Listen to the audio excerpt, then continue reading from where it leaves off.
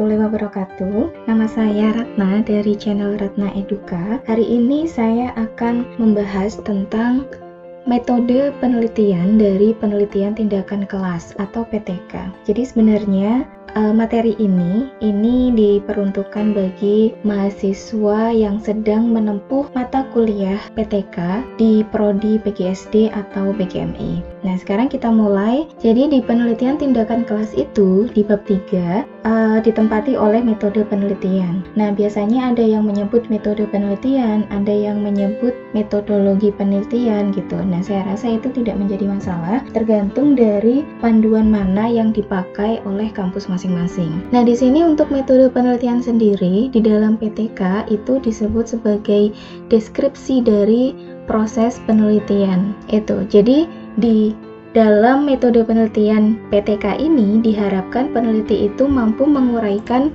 langkah-langkah dari treatment yang sudah diberikan kepada sebuah kelompok. Nah, selanjutnya kita menuju ke komponen yang harus ada di dalam metode penelitian PTK ini. Nah, di sini saya membaginya menjadi 6. Ada 6 hal yang harus ada di dalam Medpen PTK. Yang pertama adalah jenis penelitian. Yang kedua, setting penelitian atau tempat dan waktu. Yang ketiga, prosedur siklus penelitian. Yang keempat, teknik pengumpulan data. Yang kelima, analisis data. Dan yang terakhir adalah indikator keberhasilan. Nah, ini nanti akan kita bahas satu-satu. Dan di sini kita bahas yang bagian pertama dulu, yaitu jenis penelitian. Nah, ini kalau untuk jenis penelitian di dalam bab 3 itu, di dalam metodologi penelitian PTK, itu ada beberapa hal yang harus ada. Jadi di sini dalam metode penelitian kita perlu memberitahu pembaca bahwa jenis penelitian ini adalah PTK. Jadi walaupun sudah ditunjukkan di judulnya itu mencirikan PTK, kemudian di bab 1 itu sudah mencirikan PTK juga, tetap kita harus memberitahukan kepada pembaca bahwa penelitian yang kita lakukan itu adalah PTK. Pilih dan cantumkanlah salah satu model PTK yang akan digunakan gitu. Model PTK itu seperti apa ya gitu.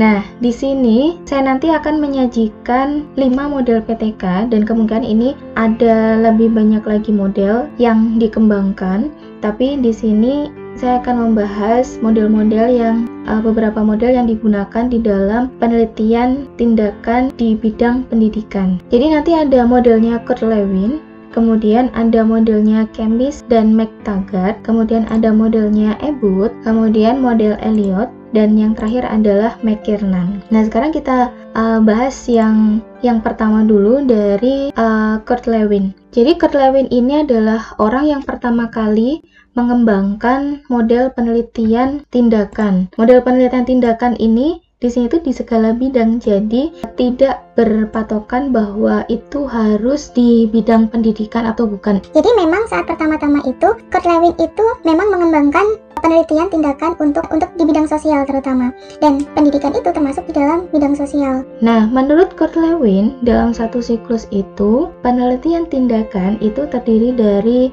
4 hal. Yang pertama adalah planning atau perencanaan, yang kedua ada acting atau tindakan, yang ketiga ada observing atau observasi. Nah, yang keempat ada reflecting atau refleksi. Di sini Kurt Lewin membaginya menjadi 4 tahapan seperti ini. Nah, kemudian oleh Ernest Stringer itu dielaborasi lagi menjadi 3. Yang pertama adalah perencanaan atau planning, yang kedua pelaksanaan atau implementasi, yang ketiga adalah penilaian atau evaluasi. Tapi pada intinya sama. Yang kedua di sini adalah model PTK dari Kempis dan McTaggart. Nah, model ini itu adalah model yang paling sering digunakan oleh guru-guru atau oleh peneliti di dunia pendidikan. Ini untuk tahapannya itu hampir sama seperti punyanya Kurt Lewin. Jadi terdiri dari perencanaan, kemudian tindakan, observasi, kemudian refleksi. Nah, bedanya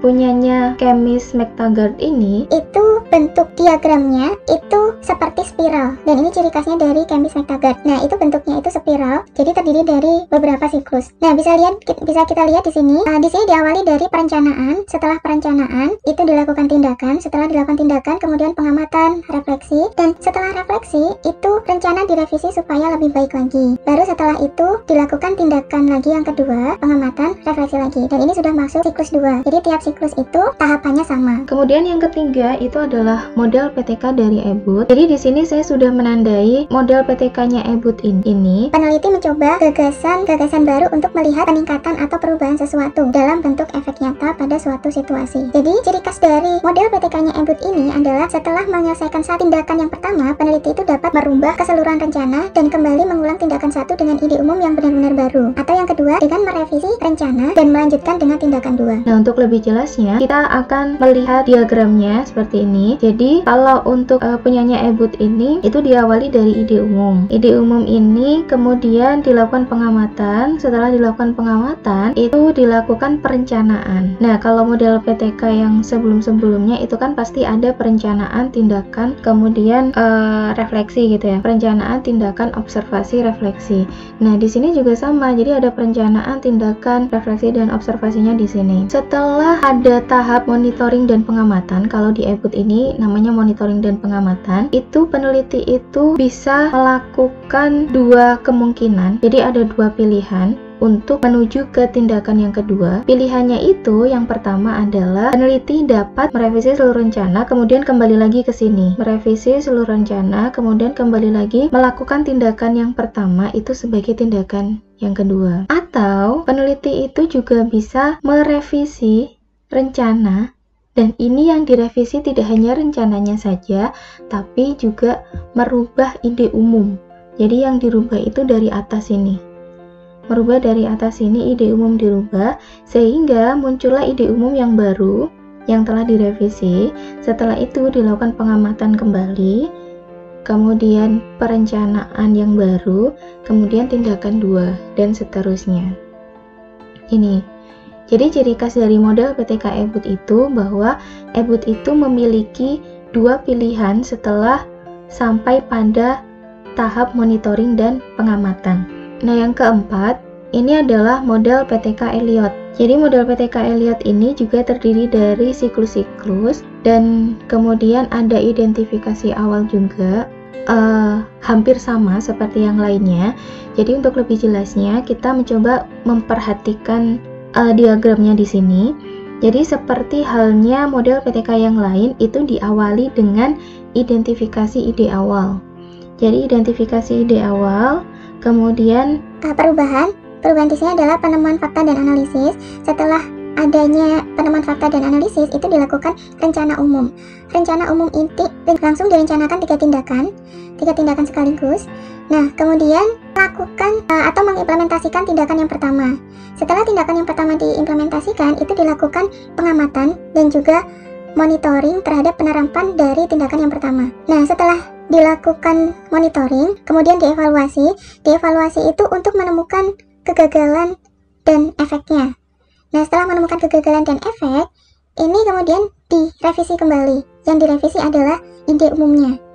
Jadi ide umumnya itu direvisi. Jadi ini direvisi dari awal ide umumnya itu. Kemudian dilakukan perubahan rencana, kemudian tindakan 1, tindakan 2, tindakan 3. Nah, kemudian dilakukan dan selanjutnya dilakukan tindakan yang kedua. Nah, setelah dilakukan tindakan yang kedua, ini ketika kita melakukan itu namanya tindakan. Nah, setelah mengimplementasikan tindakan yang kedua, itu dilakukan pengamatan dan monitoring terhadap tindakan yang kedua. Kemudian sama seperti yang pertama tadi, dilakukan evaluasi untuk mengetahui kegagalan dan juga efek yang ditimbulkan. Nah, hasil evaluasi tersebut digunakan untuk merevisi ide umum. Kemudian dilakukan perubahan rencana tindakan 1, tindakan 2, tindakan 3, kemudian dilakukan lagi tindakan yang ketiga, kemudian dilakukan pengamatan terhadap tindakan yang ketiga, kemudian dievaluasi. Dan ini siklus 1, siklus 2, dan siklus 3 ini sama ya. Jadi yang dirubah atau yang direvisi itu adalah ide umumnya, dan itu adalah ciri khas dari model PTK Elliott. selanjutnya model PTK dari McKiernan. Nah, pada model PTK McKiernan kita dapat melihat bahwa permulaan siklus 1 dimulai dari adanya situasi atau masalah sehingga diperlukan adanya suatu tindakan perbaikan. Nah, jadi peneliti atau kita katakan di sini adalah guru itu menemukan permasalahan dan merumuskannya. Nah, setelah menemukan permasalahannya, kemudian dilakukan need assessment. Nah, need assessment itu apa? Need assessment itu adalah analisis kebutuhan apa yang diperlukan, hal apa yang diperlukan untuk mengatasi permasalahan yang ditemukan. Nah, barulah kemudian melakukan hipotesis ide. Selanjutnya melakukan perencanaan pembelajaran, kemudian melakukan implementasi perubahan tindakan berdasarkan rencana pembelajaran. Nah, untuk lebih jelasnya kita akan melihat diagram dari model PTK McKiernan. Di sini yang pertama adalah merumuskan masalah. Nah, setelah merumuskan masalah dilakukan need assessment. Kemudian hipotesis ide, mengembangkan rencana tindakan, kemudian mengimplementasi apa yang sudah direncanakan. Yang terakhir adalah mengevaluasi tindakan. Ini adalah siklus 1. Nah, jika belum berhasil, maka dilanjutkan ke siklus yang kedua. Siklus yang kedua ini merupakan hasil revisi dari siklus yang pertama supaya penerapannya itu lebih baik lagi dan hasilnya itu lebih baik.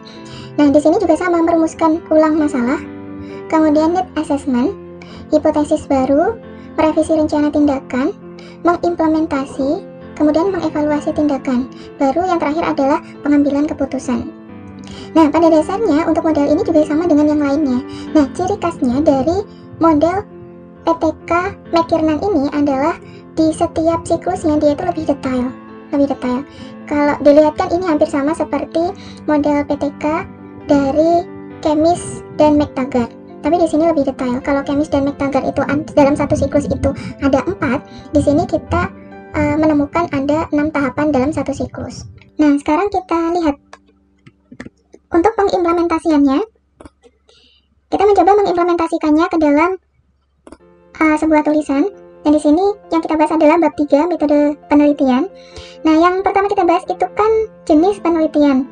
Nah, di dalam jenis penelitian itu yang pertama bahwa kita itu harus memberitahu pembaca bahwa jenis penelitian yang kita lakukan itu adalah PTK. Nah, di sini sudah saya tandai dengan warna kuning. Di sini menjelaskan bahwa jenis penelitian yang dilakukan itu adalah PTK atau penelitian tindakan kelas. Kemudian yang harus ada lagi adalah model PTK yang dipilih.